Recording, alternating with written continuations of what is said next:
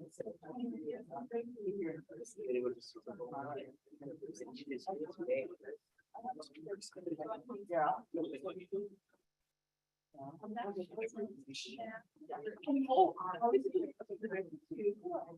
was going to go to surgery on Friday.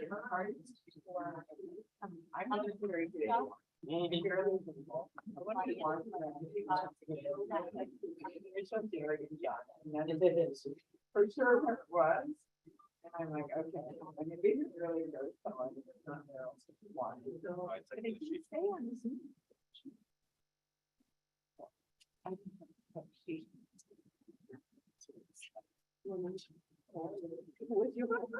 Okay, so I think we'll get started. Good morning, everybody. Thank you guys for those of you that are here in person. We have 60 or so people on the Zoom call as well. It's a real honor for me to welcome you this morning to restart the Michael Shelton Memorial Grand Rounds. This Grand Round series was established before I got here in 2020 by a pediatric gastroenterologist that was here, Michael Shelton, in his memory by his family. And the division at that time decided to put the gift from this family towards education and bringing speakers from around the country, around the world here to Phoenix Children's to speak on topics. And that list, if you look at it, is quite impressive. Carlo Di Lorenzo, multiple other speakers have come over the years to give grand rounds here. And it's been on a hiatus now for 3 years. We didn't have speakers the last 3 years because of COVID, as everybody knows. And so really excited to restart the speaker series with one of my personal favorite people. And so I'll share with you a little bit of her CV, only because the whole thing would take the whole hour for me to do. So few people in our GI world are known like, I've made this joke before, are known like Madonna just by their first name. And if you say Marla in any of the pediatric GI circles around the country, everybody knows who you're talking about. I really feel sorry for anybody else named Marla to come after this. But Dr. Dubinsky received her medical degree from Queen's University, Canada, and she completed her pediatric residency at Alberta Children's in Calgary. Her clinical fellowship in GI at St. Justine's Hospital at the University of Montreal. And then she completed her research fellowship under Steph Targan, a giant also in our field in inflammatory bowel disease at Sinai Medical Center. I had the privilege of being one of actually her first pediatric IBD fellow that was sponsored by NASPGHAN when she was at Sinai. An incredible experience and really what I owe to setting me on my career in IBD. She was the director of the IBD Center before she then was recruited to Mount Sinai, which many of you guys know as an incredible medical center, but also where Crohn's disease was first described by Dr. Crohn and his colleagues. She is now the division chief there of pediatric GI at Mount Sinai Kravis Children's Hospital, and is also the co-director of the Susan and Leonard Feinstein Inflammatory Bowel Disease Clinical Center at Mount Sinai. Her primary research interest is sort of a misnomer because she's been incredibly published all over the field of inflammatory bowel disease, but certainly in genetic and immune responses and personalized treatment, early onset disease, pregnancy, and fertility. And as part of the talk that she's going to be sharing with us today on personalized medicine in IBD, its integration into the treatment algorithm. Thank you so much for being here, Marla.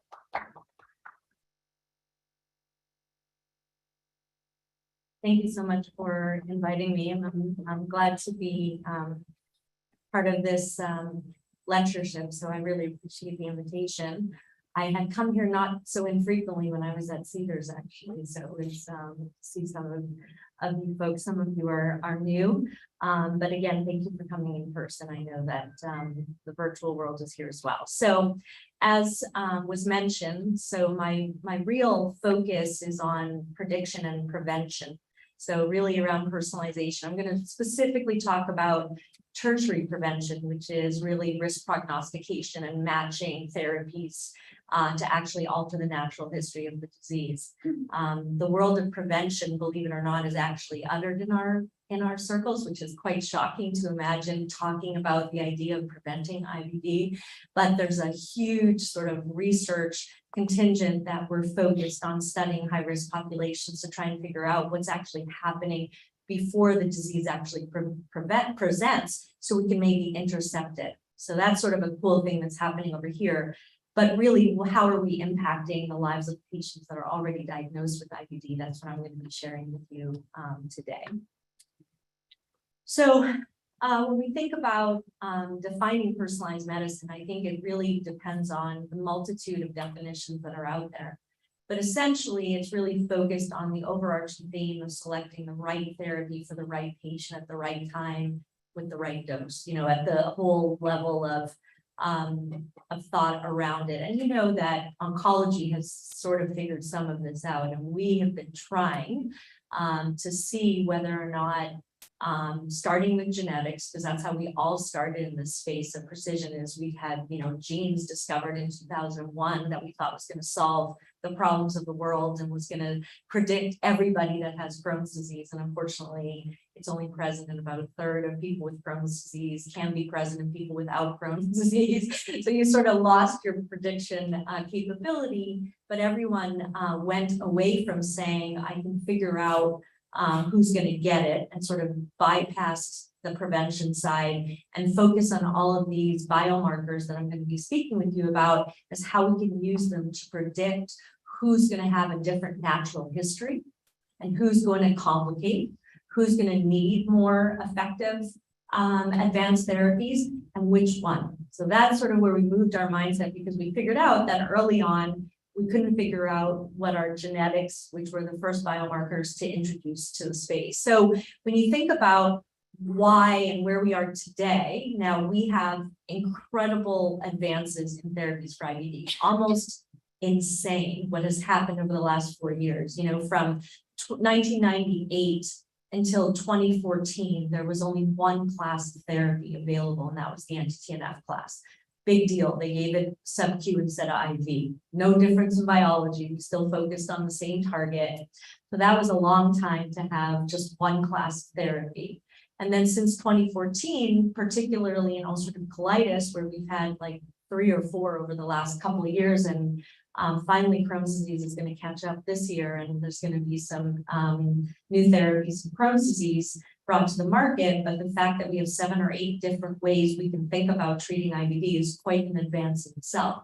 The problem is, which drug do you choose, and does biology matter, or is it a one-size-fits-all? And right now what we do is we sort of give whatever we can get approval for, which doesn't change the natural history of the disease. Thankfully, the drugs that are being pushed as first line are anti-TNF therapies. They're great therapies. We have a lot of faith in them. But as I hope to convince you over the duration of this lecture, that there's a whole other biology out there that does not need TNF inhibition. If anything, we're setting patients up for side effects and failure of the biology of these diseases if we're not getting smarter at determining who needs which target. So that's sort of one aspect. And right now we have clinical factors. We don't have all the omics data that a lot of these other disease states or conditions have had. We have a lot of dabbling. We have a lot of microbiome efforts looking at predicting natural history. We have a lot of tissue-based omics, as well as some proteomics and exposome and all of that. The problem is that they're done in very small numbers. It's not a massive sort of collective global effort to try and crack the code of precision medicine. And you can't do it with 42 patients, or each of us looking at very linear, just the microbiome or just the proteomic. It's not going to work. You need sort of the totality and develop these models that are going to predict treatment strategy. There's a lot of folks working on it, and we've been trying for a while with technology getting cheaper, like single cell analysis and other technologies, spatial transcriptomics. that is going to get cheaper, but we're always going to be behind because we're waiting for cost of technology to come down while everyone else is moving forward. Lots of funding in oncology, lots of funding in diabetes. There's a lot of other funding, and we haven't really gotten the layers of funding we need to really push IBD to the next level. So why is the trial and error approach sort of yesterday? It's really the fact that obviously when you are able to choose the right therapy for the patient upfront, when you understand their biology, whatever way you predict it, think about not only the efficacy, but the safety advantage of being on a drug that matches your biology. And maybe what we've come to understand, and I'll talk a little bit about it shortly, is that yes, all roads lead to anti-TNF, but we must take detours. There's no need for us to go after the end game. If we understand all the things that happen in the immune pathway, proximal to everybody, look at COVID. The main cytokine of any inflammatory driver is TNF. So TNFs work in COVID. There's a reason for it, because all roads lead to TNF, no matter what inflammatory or infection or immune dysregulation. But that makes it the fact that it goes everywhere and it's much more systemic. And can we get more targeted? Can we understand, like the psoriasis teams who have figured out what happens in the skin? It's a lot easier. You can take skin biopsy, run a lot of transcriptomics on the skin and come up with this very clear biology. And IL-23, which is another pathway that is very, very much ingrained in the psoriasis space. Thankfully, we now have our first targeted IL-23 in Crohn's, and I'll walk you through how that's going to be the future of IBD treatment. It's either 23 or not, is what I think is going to be the future of how we decide. The question is, what determines someone to be a predominant IL-23 cascade, the way they figured out in psoriasis, where it's either 23 or 17. Not many other roads. You can use TNF, but you don't need to. So this is where we need to similarly get where we start to understand how we segment patients. We know that there's worse clinical outcomes, there's adverse events tied to giving the wrong treatment, and just in general, some dissatisfaction. If patients are, there's better satisfaction knowing that this is a drug that works for me specifically. It's obviously the next level of where we want to be. So when you think about biomarkers, and I noted a little bit about sort of starting in utero, by the way, where all of this often starts, is that already in the third trimester, the microbiome of the mom and the immune system, especially in babies born 2 months with IBD, we have published work that the microbiome of the baby is the same as the mom. The mom has IBD. How are we able to change that microbiome in the third trimester so that the baby is born with a healthy microbiome, in essence, meaning to a mom that doesn't have IBD, using diet and other ways of changing the environment, thinking in utero, that's where it all starts. So are there biomarkers in utero that we start to assess the mom? And then over time, this prevention, primary and secondary, as I was noting, really the main focus in the prevention is in secondary, which is taking high-risk people, like children born to moms with, or for example, in New York, our cohort that we're mainly following is the Orthodox Jewish community, because it's an epidemic in that community. So we have families who have 7 people with IBD, with the risk being, if you have both parents with IBD, the risk of the baby is like 40%, which is almost like a twin, like an identical twin risk. So there's very much a genetic overlay in trying to understand. So everyone's looking at different cohorts that are deemed high risk to see whether we can see what happens in the immune pathway, looking at things like calprotectin and other microbiome-based stuff that you can measure. Ultrasound, Brad, looking at ultrasound in unaffected family members to see if we can detect IBD before clinics. So that's all the going on in the secondary. But when it comes to like diagnosis, treatment, and there's so many predicting flares, there's so many ways that biomarkers could be implicated in a very complex disease like inflammatory bowel disease. So when we think about what's the right patient, so we're going to start plain old. This has been my wheelhouse for like 20 years. This is what I've been doing, is trying to figure out, are there biomarkers or things that I can use to predict outcomes of patients and develop some tools to predict that a patient who feels well at your visit has biomarkers and or clinical factors that predict that they're going to complicate, right? That's the whole, because we all have conversations with parents in particular. This is where we're out of, is that when TNFs from, this is aging myself, when TNFs first came out, I didn't have anti-TNF therapy as a fellow. So it gives you a timeline. So I had steroids, nutrition, and thiopurines if I was lucky, right? There was nothing happening in terms of advanced therapies. And so when the TNFs first came out, particularly in pediatrics, the narrative was all around cancer. It was flat out that this is an off-label use of a therapy that was deemed in 1998 to be like a cure. If anyone remembers that time, the cure, the front cover of Gastro showed a completely horrific colon lumen and a magical cure of the, we figured out that one dose of TNF, here we are, how many years later, we're needing more than one dose of TNF. So it kind of gives you the historical, but a lot of it was this discussion around risk of the disease itself versus the risk of the therapy, very rare risk of the therapy. How do you communicate that? How do you get people to understand that the natural history of the disease itself, Crohn's in particular, that 8 out of 10 people before TNFs went to the operating room. There was this is clear data in the era and the natural history data that if you didn't heal the lining, because the natural progression of any damage is to heal with a scar. And that's great outside the body and other areas where you want the scar to protect you from, the outside world. In the bowel wall, that became problematic, right? So the concept that, is there a way that we can develop some tools to help people make decisions about risk of therapy versus risk of med? So that's where the whole idea of prognosis came in.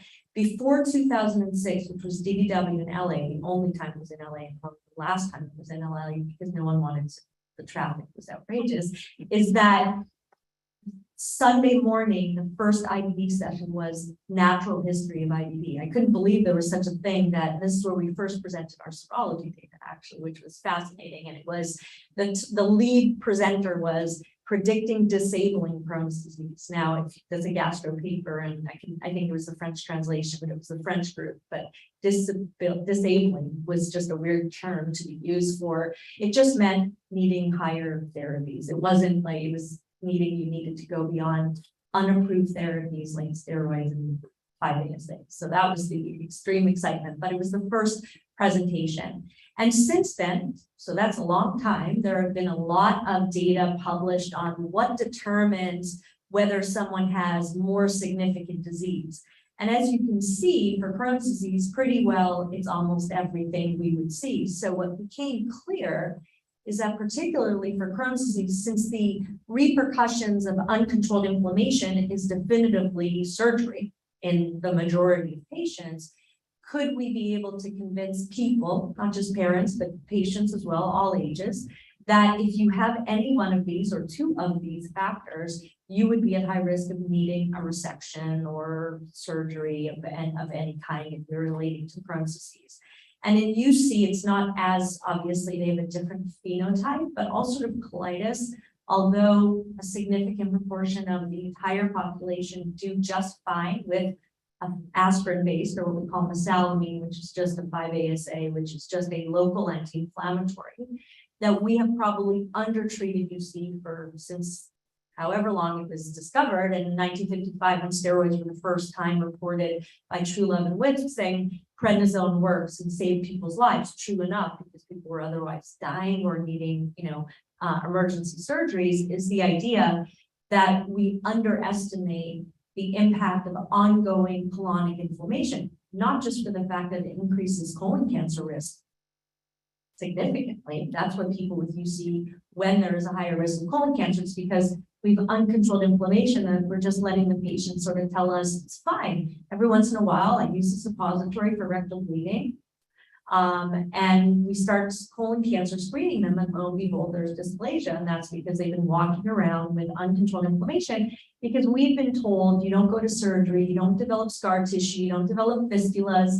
What's the big deal? Well, we started to realize that chronic pelvic inflammation in particular is not good, meaning the colon is a muscle. It'll stop working well, and you will get, a lot of issues regarding continence and this sort of rigid rectum and left colon. And it really is this progressive bowel wall damage that applies to both the small bowel and the large bowel. And that's become an emerging sort of entity, which is why All we had was advanced therapies for Crohn's disease, by the way. TNFs were not for UC. They were for Crohn's disease, 1998, and adalimumab. It wasn't until 2005 that infliximab was approved for UC. So for 8 years, we thought, give a little steroid, give a little bit of aspirin, no problem. Who needs to heal the colon? No big deal, right? Because it's not a transviral phenomenon, it's just a mucosal phenomenon. That has been debunked. It is 1000% with ultrasound. You can tell me that it is a transmural process, and that's part of it. We don't do cross-sectional imaging for UC typically. We just look two-dimensional, colonoscopy, mucosa, make a decision, move on. Crohn's, do not do anything without a cross-sectional imaging. So we always knew that Crohn's was transmural, meaning the entire 4 layers of the wall. So we've learned a lot when it comes to also understanding about ulcerative colitis, and there are some risk factors. So at the end of the day, despite genetics being the first biomarker we ever had, it has not really shown to predict anything when it comes to prognosis, really. In some adults, it has been said that it predicts small bowel disease. I'm not sure you need a gene to tell you where the location is, because that's how we diagnose it, by way of our scopes or our images. And they tried to go into this polygenic risk scoring, saying one gene alone isn't going to predict. Maybe if you take a score of all the genome-wide association genetics that have been discovered, calculate them, put them into a bingo machine, and then it will pump out a score and say this patient has high risk of. So far, we haven't really seen much of an effect on helping us choose our patient for what therapy, which is why this is not standard of care. You don't order this, in IBD. You're not like ordering a whole bunch of non-2s for any particular reason. But the first thing that really started to look at prognosis was these entities called serologic immune markers. These are just antibodies akin to for celiac disease. You have antibodies that diagnose, it's a reaction to the gluten. So you form these immune globulins in response to that antigen. So in IBD, there was a lot of discovery in the 90s and in the 2000s, particularly from Steph, who Dr. Patel mentioned as my mentor. But there was a lot of work being done in Europe as well. Jean-Francois Colin-Bell, who's my colleague at Mount Sinai in France, was looking at all these serologies as markers of something. Didn't know. At first, ASCA, which is anti-Saccharomyces cerevisiae, at first there was an idea that they found the cause of Crohn's, it's fungus. And that these antibodies means that in this person, it was fungus, akin to the gluten and celiac, right? There was an actual trigger, an antigen. That is absolutely not the case. Fungus is not, deemed to be the cause of inflammatory bowel disease, particularly Crohn's. So people moved away from these as being something you can use to diagnose IBD. There's still some role for these if there's indeterminate, or you're trying to figure out whether it's Crohn's versus UC for some bizarre reason. Doing some serologies, there's a couple of serologies that are Crohn's specific and a couple of serologies that are UC specific. And then you have those about 2/3, 3/4 of IBD patients who are somewhere in the middle. And so these serologies are not as helpful in telling me how to diagnose or what my patient has, but instead there was this really interesting work looking at whether or not they can actually predict prognosis, meaning could this mean that the more of these an individual has, it's just a fact telling me that my microbiome is all discombobulated because these are really antibodies against microbial antigens. So we knew that IBD is related to the microbiome. We know that there's a gene somewhere in the background. You cannot get IBD without a gene. There's hundreds of genes, so we don't have the one gene. We know that there's a dysregulated immune response that can't be shut off because of the gene. And we know that it's in response to our own gut microbiome that we're born with. So those are the 3 constructs. And then you have some trigger over here, whatever it is, we have no idea. There's proposition that it's maybe the environment, maybe it's your ultra processed foods, maybe it's vitamin D levels being low, maybe it's too high fiber, the wrong fiber, I don't know. There's a lot of laundry list of exposures that are deemed, but that gene turns on and goes against your own microbiome in this phase of this trigger. So that's why we can cure. There's how many bacteria, how many genes, how many environmental. So I think our ability to think about prevention is sort of, we need to focus more on tertiary right now, and those 3 million people who are suffering with IBD and need better treatment strategy. I think that's why, and to be able to use these to communicate. So what we showed is that the more of these antibodies an individual child has at any given point, it predicted that over the next 36 months, they were going to complicate. So we use this to sort of make decisions around whether or not there's a natural history, despite how the person looks today. They may feel fantastic, but if they have certain one of these serologies, it was going to predict that in 3 years, they were going to be in the OR. That was the premise behind looking at risk prediction. So this was what we presented in that 2006 DDW, and then was published thereafter. That preliminary study led to probably one of the largest Crohn's inception cohorts ever to be studied, which was sponsored by the Crohn's and Colitis Foundation, and many of us were involved in that, where we enrolled newly diagnosed Crohn's patients and looked at their natural history at 36 months and then 5 years to see whether we can truly validate that serologies are relevant. It's always good to always see validation of things that you think are important. But then what else, as the technology evolved, what else are we now measuring that could help us even be more predictive? And two things came out of that is one, that serologies were important predictors of prognosis. But what was fascinating is we got tissue. It's okay. Wow, how'd the Lakers do? So the idea that you can actually look at the tissue at diagnosis. We took ileal tissue before treatment, before anything, and actually saw that the gene expression in the tissue predicted the prognosis for that patient. Quite shocking that it predicted patients that despite getting anti-TNF, still went on to develop stricture and Crohn's disease. So it seemed like there was a biologic process at the diagnosis that predicted someone that was going to get scar tissue or bowel wall damage, collagen deposition, despite there being no stricture at the time of diagnosis. I mean, that should tell you that biologically we were starting to dissect out some pathways, which is super cool. And they're looking at more of those. That was the risk cohort. The protect cohort, similarly, which is a large UC inception cohort led by Jeff Hyams and crew, same Crohn's and colitis related, NIH funded. And what they found is that there were a few transcription profiles in the rectum that predicted colectomy. So the question is, obviously, this is not a commercially feasible execution plan. There's nothing you're going to be able to do unless a lab sets up shop to run gene expression, get back to you 4 weeks later and tell you what your patient's prognosis is. By then, we would have started treatment. So I'm not really sure it's feasible, but converting that to a blood test using proteomics or another way to measure what the tissue is doing, that's where people are moving when it comes to sort of commercializable strategies, because you need to be feasible in the clinic to be able to do that. Interestingly enough, Prometheus Bioscience, so Prometheus Labs, who runs all these serologies, does our therapeutic drug monitoring, and I'll walk you through that in just a moment, that there's another company called Prometheus Biosciences, which has a brand new drug target for Crohn's disease or NUC. And what's interesting about that is they also have a companion diagnostic, because they are entering, this is led by Steph, so it's not shocking that my person who hypnotized me on precision medicine since 1998 has a company that is using precision medicine to drive which treatment, whether you'd be an eligible candidate for this particular target.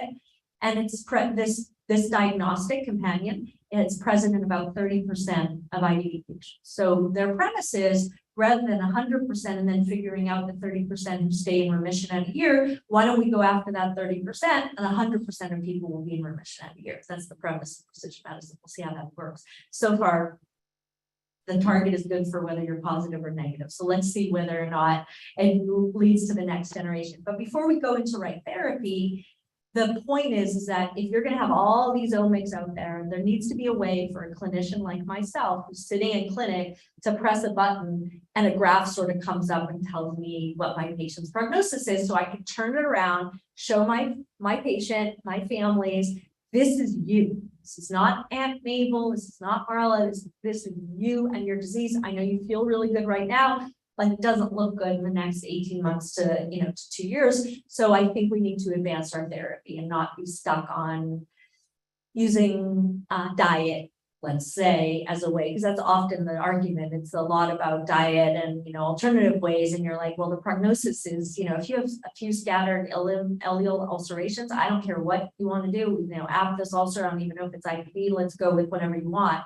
But once you start getting deep ulcerations and you start getting truly in pediatric IBD, in adults, people pop into the ileum in error when they're doing colon cancer screening. They're like, oh, this looks like Crohn's disease. Was not intended to get into the ileum, but it was wide open, so people pop in. It was for colon cancer screening, and you find evidence of Crohn's disease.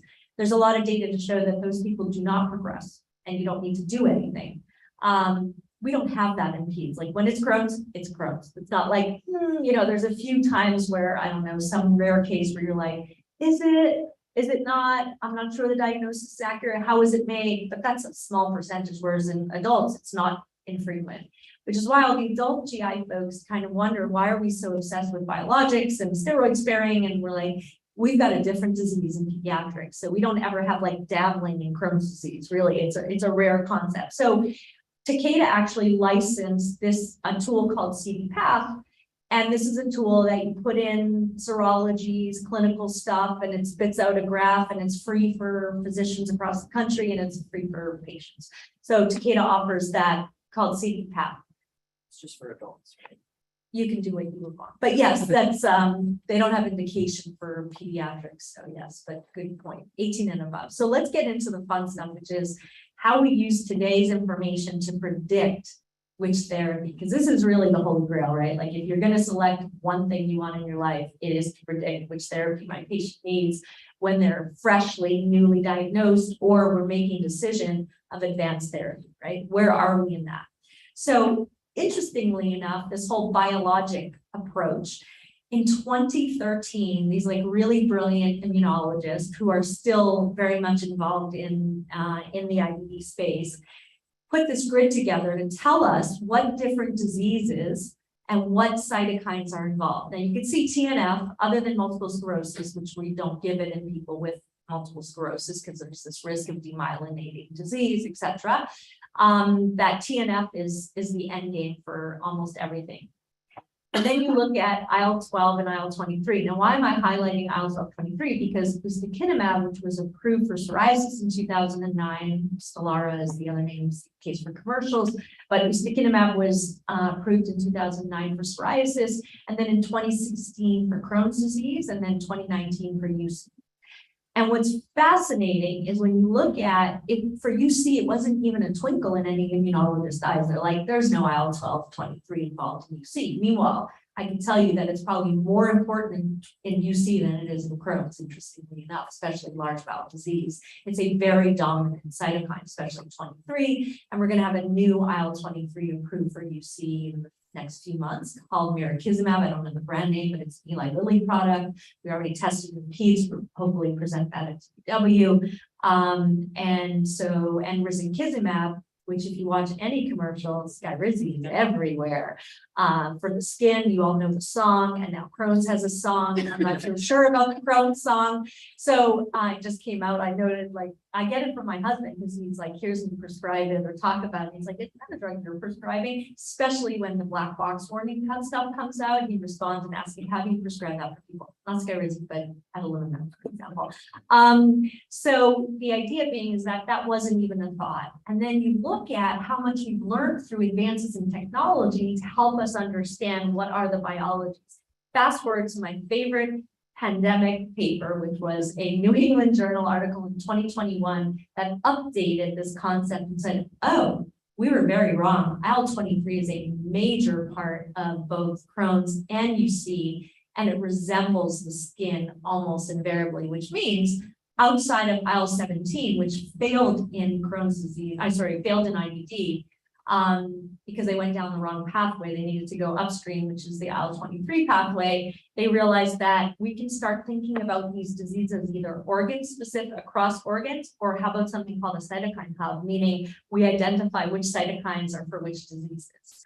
And so same authors went, oops, 12/23, is such a major part. And lo and behold, why didn't ustekinumab work for RA? Because there is no IL-12/23 in synovial inflammation. That's why it failed. And more importantly, there's no gene for IL-23 receptor in RA, but there is for IBD, there is for psoriasis, there is for Feinstein. So understanding that's where one of the first genetics, where one of the genes that are susceptibility genes started to hint that we can maybe customize our treatment a little bit. That hasn't, you don't need that. You need a family history of psoriasis and you know what the biology is of that patient. You don't even need to run a gene. It's pretty clear that it's an IL-23 based process. So this was a really great paper. So please look at it. It's amazing. It's like in every talk now, everyone has, integrated this into sort of the immune biology approach. And so along the way, there's been serious attempts to try and predict TNF responsiveness, because if payers, now this month, the first biosimilar came out for adalimumab. There will be 9 in July, which means there will be 10 in total. You will not know which one your patient is getting. So that's going to be a complete crazy scenario. But the attempt to try and not be forced to use TNF, because I read an article that it's going to be priced 55% lower than the originator. So what payer is not going to say biosimilar, please, unless there's a lot of rebates from the originator, which still will be with certain payers. So you may still get adalimumab originator depending on what payer has done some contracting work. But the idea being is that if we're going to be forced to go through a failure of a TNF because they're cheaper, there's a huge rush to try and determine who wouldn't respond, because that's not in the best interest of the patients, right? That payers should not be determining the order of treatment, right? And there's a lot of states that are trying to get through this fail first strategy, and the Crohn's Compliance Foundation is very active, and some states have been successful, some are not. Lobbyists, they're very powerful. So at times you're not able to get necessarily what you think is right. So this was a paper using golimumab data. So golimumab is an anti-TNF for ulcerative colitis, which you will not see any ads on TV for, because it's not even used, I don't think. It will be used, and I'll explain how it will be used moving forward. But the idea was they went to the clinical trial data and looked at tissue and said, oh, there appears to be a gene expression profile with oncostatin M, which is an important gene expression that is associated with people who didn't respond to TNF. The question is, it hasn't been replicated many times over, but the question is it just a marker of bad disease and has nothing to do with TNF? So that's why we're unclear on its role right now, and we're waiting for future validation. In the another one of our targets for ulcerative colitis is the integrin base, which is vedolizumab, which is one of them, and Civio, for the commercials in case you have to use them or know I've seen a patient on them. There is some research being done looking at the tissue in someone with ulcerative colitis and saying this appears to be someone who would respond better to. This again has not been mainstream. Again, any tissue related, that's what I'm saying, it's fun for research, but realistically, it's not something we're applying in our day-to-day operation. This is that gene I was showing you the genetics. You can see a big red circle with nothing in it for RA, which is why those are the diseases that don't respond to IL-12 or IL-23 targeted directly, is because they're missing the gene that is the susceptibility gene for these diseases. And really the ustekinumab failure in RA was one of the first ways where we started to understand that there are different biologies across different organs, but also different biologic approaches to these diseases. So getting obsessed around IL-23, because that seems to have been sort of where I've focused all my attention, a lot of my junior faculty and fellows. I'm trying to get them to understand the important distinction between door number 1 and door number 2 when it comes to people presenting with inflammation. And the reason why I put this up there is just to show you the current approaches to IL-12, IL-23, and IL-17. Remembering that IL-17 going downstream to that blockade didn't work in IBD, and the placebo did better than the active drug arm, and people in psoriasis got IBD, as you know. So there's something not great about blocking that effector at the end at 17, but it goes to show you how important IL-23 is and why there's going to be a fourth, as I noted, coming out for UC, and then probably for Crohn's. We are currently waiting for a head-to-head trial between ustekinumab and risankizumab that will hopefully be coming out soon. And then we do know that people in the clinical trial who failed ustekinumab went into the risankizumab trial and they responded. So blocking 1223 may not be as effective as 23 directly. Maybe blocking 12 has some downstream effect that isn't helpful, and or we finally got the dose right. Unclear which of those two are the right answers, because the dosing for risankizumab is outrageously high in a positive way. For the first time, we actually are dosing our drugs correctly, because every drug, starting with infliximab back in 1998, especially for kids who cleared these biologics 40% faster than adults, we never get the dose right. So finally, and the reason why we never get the dose right is because the dose that they choose for trials, historically, until risankizumab, the definition of response was clinical. How do you feel? Better. Great. That's the dose that makes you feel better. The first drug for Crohn's disease to ever have to have endoscopic remission. That dose was tied to endoscopy, not to how you feel. So the first time ever, first Crohn's drug ever in the planet that had to have endoscopic remission as part of their label. Since 1998, Remicade just needed to make you feel better. You did not have, thank God that it actually heals your bowel, because otherwise we'd be really in a wrong place here. But every drug in Crohn's has not been approved based on a dose that matched the endoscopy, which is what we've been doing in our practice for decades, is trying to get that healing of the mucosa. So the regulators never caught up to our treat to target strategy, which is bizarre in itself. So finally, RISA had to move it, and moving forward, every new Crohn's drug will have to meet that to come to market. So we're no longer just going to be, are you better without the mucosa? Now, in ulcerative colitis, is part of the endoscopic, the activity index is endoscopy. So for UC, that's never been the issue. Endoscopy is part of the Mayo score, which is how we deem success. So it hasn't been an issue for UC, but definitely for CD. And so there's a lot of studies out there looking at, can we determine responsiveness to IL-12/23, particularly 23. And this is a nice review put forth by my colleagues, so we got %. But what I wanted to focus on, and where a lot of the work that we're doing, is really focusing on these patients who get skin reactions to TNF. So if you all taking care of a child where we use obsessive dosing of anti-TNF, and then they come in with like staph all over or skin eczema, just a disaster, alopecia, whatever can happen. That's because there's an immune switch that happens after prolonged TNF suppression. And what happens is that they get this switch into an IL-23, IL-22 pathway. Super cool. Can we actually predict these people? There's actually a biologic receptor that has been tied to the fact that this gets upregulated and makes you non-responsive to TNF or have this adverse reaction to TNF.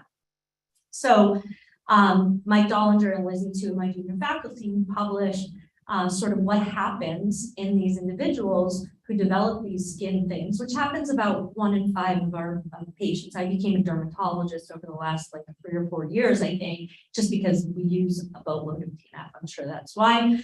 And what we showed, and that's alopecia happening from really bad drug reaction to, and they get these patches and it gets infected. It's a disaster. I don't know if you've ever had any, but I've had people totalis alopecia and then still on the drug when they come and sit in front of me. And I'm like, this is impossible that you're still on this drug, because when people weren't familiar, and all dermatologists are just telling you that it's just eczema or take this steroid cream. They don't tell you to switch. They don't tell you to treat it like eczema or like psoriasis. It's a psoriasiform dermatitis. So it's a combination. If you biopsy a ton of eosinophils, it looks just like eczema. So you have to think of it that way. And what we were showing is that in these individuals, they switch to this IL-12/23 route. And if you switch to ustekinumab, things get better. So it was a way to say that if you carry on with infliximab, the skin and the hair stuff really doesn't get much better. So the rules are, if you can treat your belly button and behind your ears with some topical, stay on the drug. The minute you start having anything in the scalp, please change to some other drug, because it's not going to end well. Typically their bowel disease though is under. Perfect. Yeah. Because I think it hasn't caught up. So I'm not sure. And the question is, I'm having Mike go back to these people that we kept on TNF to see what happened to them, whether or not they ended up switching for luminal reasons and not for skin reasons. But that's exactly what we've seen so far, is that the switch has not resulted in a problem, but I don't know the long term. And what we started doing is for people who need TNF, like they have bad perianal disease, some may call me crazy, but we started combining it with Dupixent. Their rash is gone, no more eczema, and they stay on their TNF. So we just published the role of Dupixent in IBD. And funny enough, Regeneron is looking at Dupixent for UC, treatment of. So that's kind of interesting that people are starting to look at IL-4 blockade in this world of, and looking as to what drug they should combine it with. I said, well, probably want to combine it with an IL-23 because that's like two really key pathways for both UC and Crohn's. So this was just the idea. So what we're doing, which I think is really cool, is that we're taking skin taping biopsies and running gene expression, so running bulk-seq RNA on the skin cells to predict who's going to get that skin reaction to TNF. Because if biologically they have IL-17 or IL-23 in their skin already at the time of starting TNF, it's probably not going to go well when it comes to skin. So we're looking at pre and post TNF, those that did or did not get the skin stuff. So we'll hopefully use the skin as a biomarker for precision medicine. So that's cool. So we'll have that data in the next 4 weeks. But this is a real thing. And biologically, you could see what the thing is, right? It's showing you, I sort of circled the difference between eczema and psoriasis and why you often need combinations to start to address that. This is that Prometheus Bioscience, and Pfizer has a similar target. It's called TL1A, is the target of the drug. This is the one that you can be gene positive for, and that's the one that Prometheus Bioscience is looking at, whether there's a biomarker, a mucosal swab, so just your cheek swab, send it for a gene test or gene expression, and they tell you you're positive or negative and enroll in the trial. So they're actually doing a trial in those that are positive and seeing whether or not the difference between those who were negative, whether there's a huge effect size. What they need to know is, unless it's triple people who are negative, really, why do I want to wait for a diagnostic test if it works like 10% difference between people who are positive and negative? That's not a real enough of a precision medicine difference to make this prime time. So that's what they're studying in their phase 2. From a safety perspective, we know that thiopurines, which again are not approved for, but were at a certain point a very popular treatment for inflammatory bowel disease before the biologics and while with biologics. But then, there were cases of something called hepatosplenic T-cell lymphoma in pediatrics, and they sort of like hopefully fell away. If I have any, we are fighting with, payers and package inserts and trying to not allow payers to force us to fail these ineffective and or dangerous therapies unapproved for kids in particular. So there are some, precision medicine is also not only helpful for efficacy, but also for safety, right? Do they have certain genes that predict certain outcomes of safety, meaning predict that you're going to get leukopenia, predict that you're going to have pancreatitis. There's a gene test, there's an HLA test that you can do that's been reported to be associated with pancreatitis, meaning you have a 4-fold increased rate of getting thiopurine pancreatitis. So would we want to know that before we made a decision to add a thiopurine to, for example, in TNF, if we're worried about drug levels and we feel we need to add it to help, improve the efficacy of the TNF? And probably one of the most famous gene variant application to precision medicine safety is the Prometheus test. It's called risk immune, but just an HLA variant, that if you're a carrier, you have an extremely high rate of developing antibodies against anti-TNF therapy. It was the first sort of gene application to say, if you're positive, and by the way, 1 in 2 people walking into your clinic are positive for this variant. That means at least 50% of our patients are at risk and almost 100% going to get antibodies against the TNF. So is this a patient you would not use TNF? Just throwing that out there. Or is this a patient that you would add methotrexate or something, maybe thiopurine in that case, and it's the drug that you think this patient needs and they're not going to respond to any other drug you have on the planet, you really want to use this correctly, you're going to use this test to decide what you're going to do next. So at the end of the day, can you put together an algorithm where you're able to apply all these genetics and all of these clinical variables, sort of again, the bingo machine, an algorithm that helps you determine what you can use in the clinic to help you decide what strategy you need to use. So that's on the right medicine. As you can see, there's really only a couple of doors. It's going to be 23 or bust, and we'll decide from there. TNF is for all, but who needs TNF for all? We need to start thinking about clearly. And the reason why this is also important is When drugs go after anti-TNF, they do not do as well as if they're before. So I'm not talking about sequencing, but that's a whole other sort of academic exercise, is what order to put drugs in. Because in our world, if you fail TNF, the second drug never works as well as it is the first drug. So that does matter. Order does matter. So that's why I bring up right medicine. When we talk about the right dose, just thinking about, therapeutic drug monitoring is sort of the mainstay of particularly infliximab. If you have to ask me what drug merits, us bowing down to the fact that drug levels matter, it's infliximab. We have a lot of flexibility. Kids clear this drug like crazy, typically need double the dose of and double the frequency or half the frequency that we give adults. And so I worked with a pharmacologist to develop a model whereby you put in different characteristics that help you determine. You can tell that I'm all into these like computer things that everyone could use, because I think, why should your work stay in your clinic? It makes no sense. If you think you can help the greater good, make sure that it's out there. So this is a model where it predicts. You put in someone's albumin, you put in their CRP, you put in their drug level, you put in their weight, and you sort of put it into this bingo machine, and it spits out exactly when your patient needs to come back the day in order for you not to get a drug level before what you want it to be based on the literature.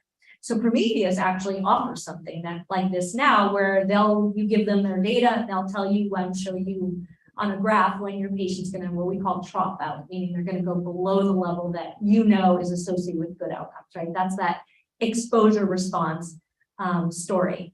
And we showed that really, to be honest, if someone always asks me, like, if you have one drug level, like the master drug timing of your drug level, when should you do it? You should do it at the third infusion, because that's when a patient goes to 8 weeks, right? So the chances of a child making it 8 weeks to a good drug level is almost nil.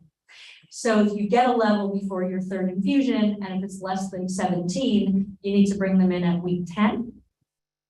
Maybe increase their dose if you want to get them back out to 8 weeks, but essentially you need to bring them back at week 10 if they're less than 17. Pretty proven, I can tell you that patient's going to have antibodies, or they're going to develop antibodies over time. So the magic level is at the third infusion, and we showed here that that predicts the timing of the fourth. That's why that's where the magic is. And Lizzie also showed that even if you're HLA positive, who cares? As long as you dose your fourth infusion correctly, it'll negate any genetic risk of antibodies. So that's why I say, like, we can use the risk immune if we want. However, the reality is it's negated by getting the right drug level at the third infusion to tell you when to come in for the fourth. This is the magic. This is the magic breath. Right here is just the third infusion. And it'll change the trajectory of that patient's life. And also when it comes to proactive, there's been now huge studies where they randomize people to actually dose to a certain level. And we do this much better in peds than my adult colleagues. They sort of throw combo and then keep their fingers crossed and see what happens. This is how adults are managed with these drugs, just so you know. It's not like academic, I'm going to get a level and I'm going to do, at Sinai they're a little bit better because we had 200 people in that model. So they all knew how to dose now, because they've seen 1,500 different readouts for various 200 patients. They know what combination or when to bring people in. But this was a study where across all indications that use infliximab showed that proactive dose monitoring is better than reactive or none. That's that as a take. So the last concept is timing. And so we know, and as I noted, that over time, things happen while we think we are controlling inflammation.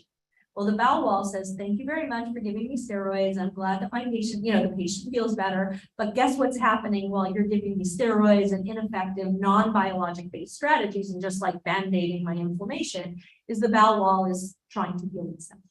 So unless you give it healing properties and deliver the biologic approach, it's going to carry on. And we know that, and this is UC superimposed. So I wanted to remind you that Crohn's and UC are a progressive, disabling, transmural bowel wall damage problem over time.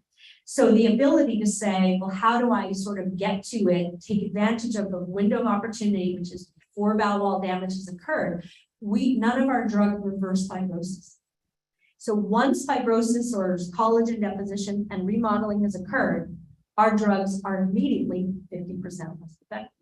because all you're doing is managing the inflammation. You're doing nothing to the bowel wall damage. We hope we get it early enough that not enough bowel wall damage has occurred, that eventually it's going to constrict and we won't be able, we'll need to resect it. So it's all about early and tight, right? That's the way we do it. We get them early, advance them, use our biologic-based approach to get them there, and really be able to keep them there. And the role of ultrasound, which you guys have here, has changed our practice and our ability to actually monitor and keep patients well at the bedside every time we see them or bring them in when they're flaring and they're not flaring and they think they're flaring, whatever the elements of what you want to check on. You can do it in real time and just tell them to stop eating lactose, whatever the answer is if their ultrasound is normal.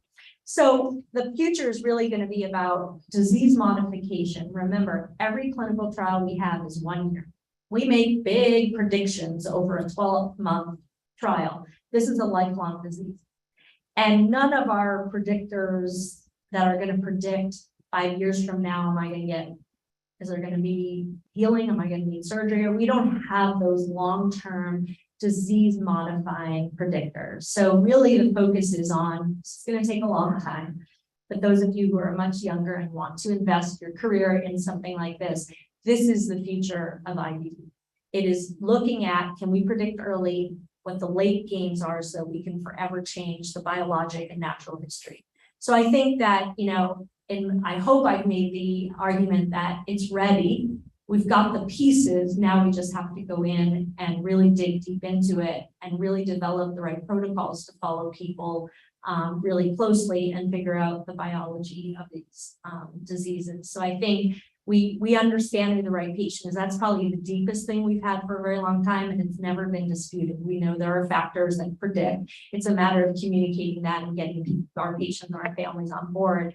And then now we're moving into the right therapy sort of precision world, which to me is like super fun. And that's, I mean, I'd say that everyone wants to hear me talk about sequencing and precision because it's a really exciting time. And we're going to have more treatments this year, like in the next 6 months, we're going to have 3 new treatments approved.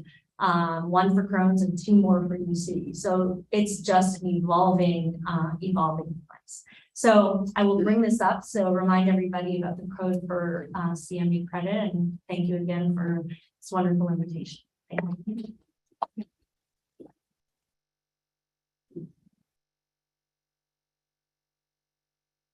We have two questions from the chat, and you should probably repeat them so that the people on Zoom can hear. The first one is, could you address the possible role of microbiome in the intestinal inflammatory process?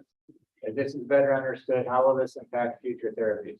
Yeah, it's interesting. So people have, there was one recent report looking at metabolomics, meaning the production of the bacteria rather than the genus or the species of the bacteria, suggesting that certain bile acid synthesis type of metabolites that are low were associated with less response to anti-cytokine therapy. Small numbers, again, everyone is dabbling in these really small numbers, and you need a lot of numbers given a lot of microbiome. So what people have decided to do is to hone in maybe more on metabolomic, just because that's an easier number to control than the massive microbiome space. However, what's interesting is that people are even going beyond that, and I'd say the future therapeutic strategy and development is all going to be about the epithelial biology, which is where the interaction between the bacteria and the mucosa start, creating these barrier defects. And everyone now, like every one of these companies that have these cytokine-based or small molecules, they all have an epithelial biology growth factor in their development. So people are feeling like we've got the cytokine piece down. I think we have. I mean, when you see small molecules like upadacitinib, which if you have a TB, you know that Rinvoq is the cure for everything. If you haven't, check. The DJ dermatitis. I mean, you've got like, I mean, you think I have nothing else to do but watch TV based on the fact I know every commercial, but it's in your face. I mean, it's obvious, right? So that'll be, UPA will be approved for Crohn's the end of May. So we will have probably the best Crohn's therapy approved shortly.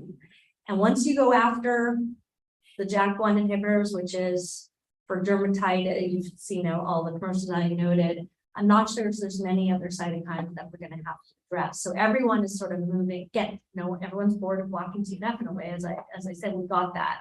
There's a question here about the TNF being just a sec. So the idea that if we can go to the barrier now and go way upstream, not just the cytokine and the cells, that the adaptive immune response is what we've been focused on. How does the immune system adapt to this trigger? Now everyone's going after the innate immune response, which is the first line of defense, which is the barrier between the microbiome and the body. So it's fascinating, and every company is sort of introducing their different approach. Second question was about the weaning of biologics sound in 2023. I mean, I'm talking more about escalating biology. I'd say the main conversation you're going to hear over the next couple of years is going to be less TNF use, and let's use that as second line or third line instead of first line. I think that's what you're going to hear. And remember, the more upstream we go and the more targeted to the organ, the safer these drugs are. I mean, there is no black box warning for any of the 23s. None. There's none for the integrins. There's none for the 23s. And there is for the JAKs, which are have their own, myth busting that needs to be done. So I think you'll see a lot of conversation around the safety of JAK inhibitors being much safer than what's in the package insert or the commercial, that you're 50 and you're going to die. That's what the commercial basically says. We have a lot of 50-year-olds who we're trying to treat with lupus, so that's complicated. But I think the push is less going to be about the escalation of therapy, but readjusting to more effective, safer, targeted biologics. That's where I think we're going to land. So thank you so much. It was a really great talk. I remember you saying one time to a patient, and I've repeated it many times, multiple things, but this particular thing, when they ask, when are we going to stop? And you say, there's only two reasons to stop. It's not working, or you're having a bad side effect, right? So the idea of withdrawing on a stable patient is something that it's hard for us to teach families or explain to families, but that's something that I think is a good point. My question was, any early information with the IL-23s around fertility, fecundity, and placental transfer, those type of things? Are we seeing any of that yet? Good question. And the 23s have the same makeup as, let's say, TNF or 1223. They're all IgGs. So the placenta does not recognize these immunoglobulins until week 27. And since organogenesis happens in the first 10 weeks, the conversation still needs to be the main focus of pregnancy management, particularly preconception, is you should be in disease deep remission, because that's what's going to give you miscarriages, etc. And that's why moms get Tdap vaccine at week 27 and not before, because that's when the placenta opens up and the FC receptor will drag in the immune globulin and immunity. Now, it's smart, but it has no idea what's 23, what's TNF, and what's Hep B, right? It has no idea.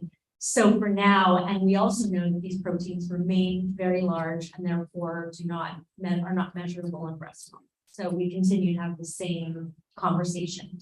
Now, the JAKs and the other small molecules, that's a different conversation for another day in terms of safety, but any small molecule will pass through the placenta in the first trimester. So that's why there's definitely a push that all pregnant women should be on biologics if they're active. Brad.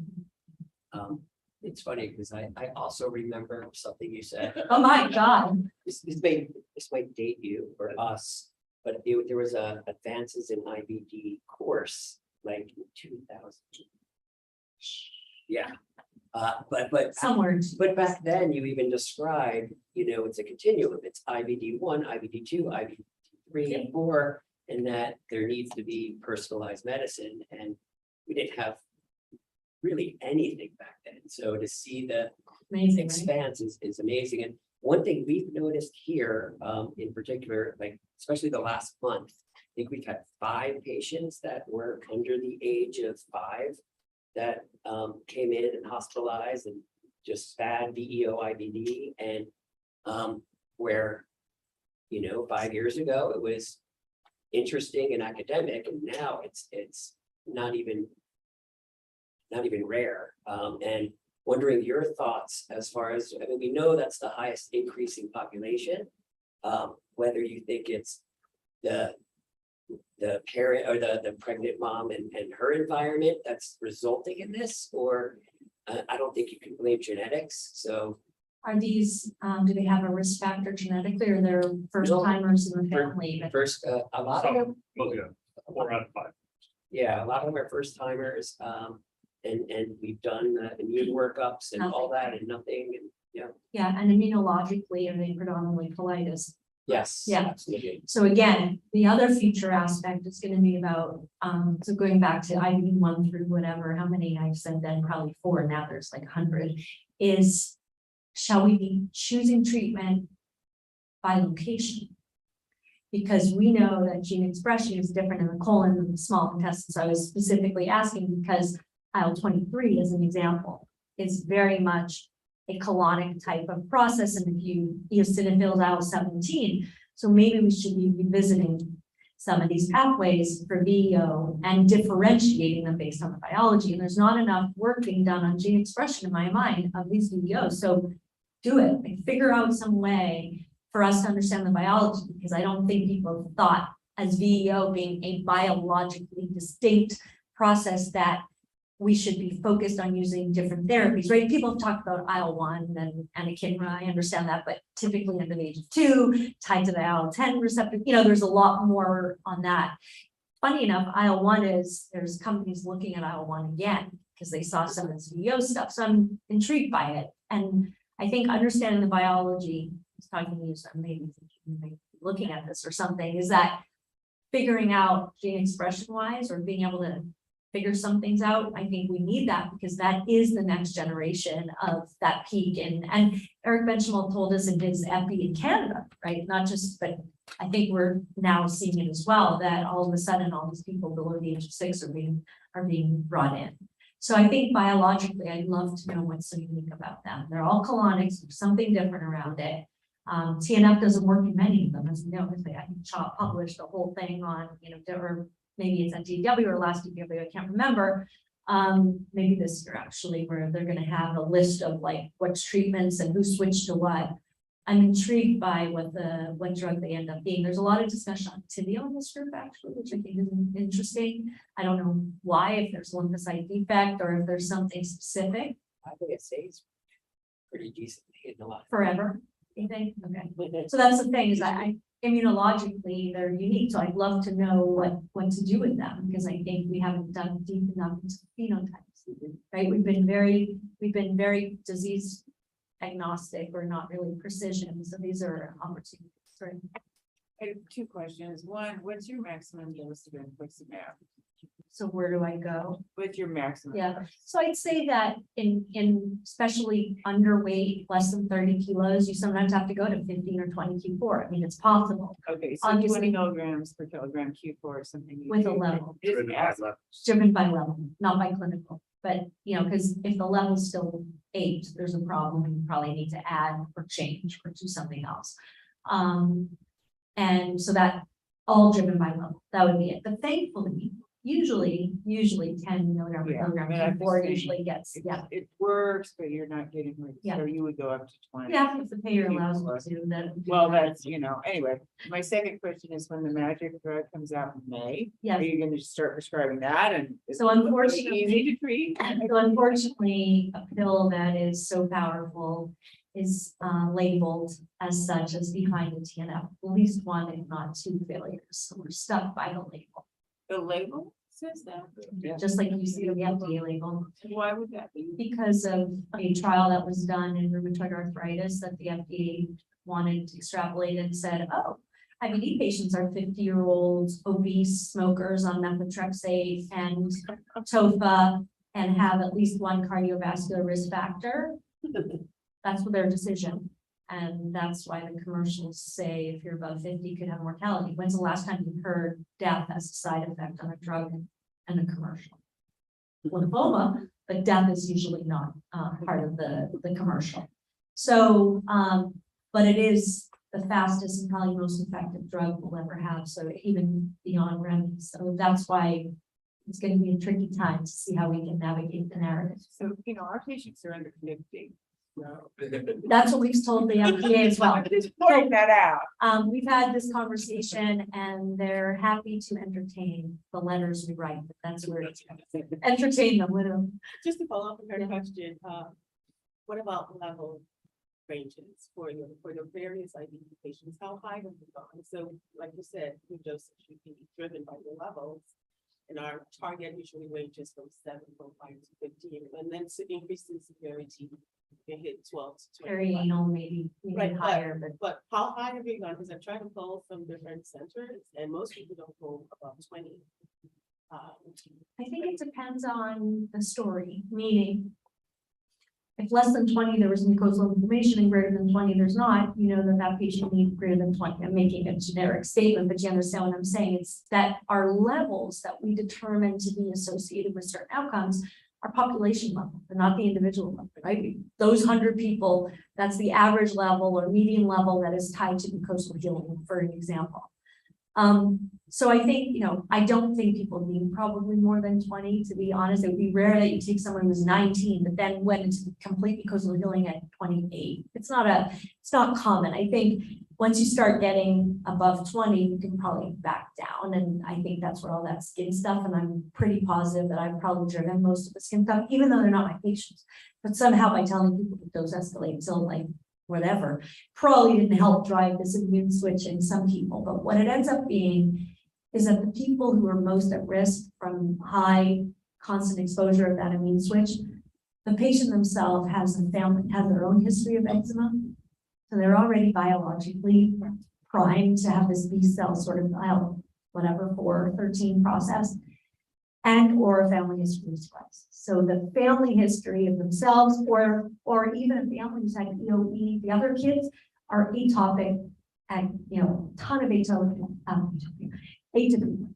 That patient is a very high risk for developing this switch in their immune system. So I'm now using family history and their own history to help me determine, should I be pushing a lot of TNF or should I just switch them? Because biologically, they're probably going to do better in a 12-23 anyways, or a 23 if I can get it, for a 16-year-old or plus. So I think it all depends on the historical of that individual, that they weren't doing well at 15, but they are at 22, that's it, you're gonna stay there. But if they've been solidly in deep remission and their level is greater than 34 constantly, there's no need for them to be constantly at a level above the level of detection or whatever, Prometheus greater than 34 or whatever they show us. I think you can back down if you're on every 4 weeks, you can go to 6, or you can back down on the dosing, whatever your goal is. But I think that even though we say there's never too much REMS, right? That's the story that we put out there. There probably is over time. So I think just keeping around the 15 to 20 is probably the correct. Start the music at the Oh, yeah. Academy Awards. Sorry, yeah. People are welcome, of course, to ask questions additionally if you have some, but